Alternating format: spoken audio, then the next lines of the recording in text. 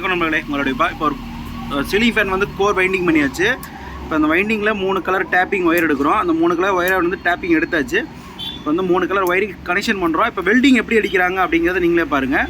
இந்த வெல்டிங் வந்து யூஸ்வலாக எல்லா மிஷினும் வந்து ஒரே மாதிரி வராது, டிஃப்ரெண்ட் டைப்பில் வரும். எப்படி வெல்டிங் அடிக்கிற நீங்களே வீடியோவில் பாருங்கள்.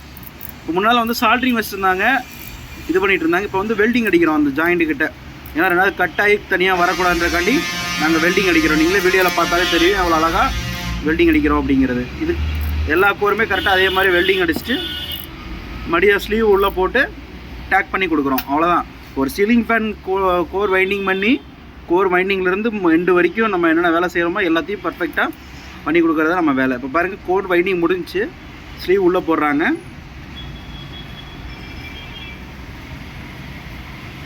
ஸ்லீவ் உள்ளே போட்டு டேக் போட்டு லாக் பண்ணுறாங்க.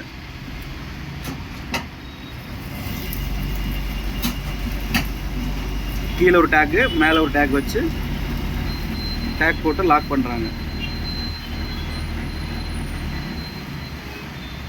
யூடியூப்பில் கொடுத்தா 2 டேக் போடுவாங்க, லெஃப்ட் அண்ட் ரைட்டு. 2 டேக் போட்டால் தான் வந்து நீங்கள் ரெண்டாவது ஒயரை பிடிச்சிருந்தா கூட அந்த ஒயர் கட்டாயி தனியாக வராது. அவ்வளோதான். நீ இந்த கோரில் வந்து நேட்டாக போய் நீ வார்னிஷ் அடித்தா வேலை முடிஞ்சுது.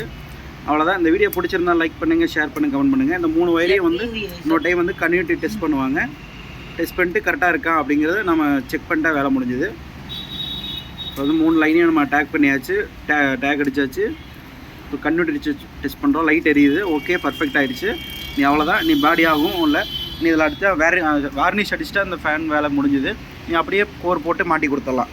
பாருங்கள், கோர் ஃபினிஷிங்கும் பக்காவாக பண்ணியிருக்காங்க. மிஷின் ஓடிட்டே தான் இருக்குது.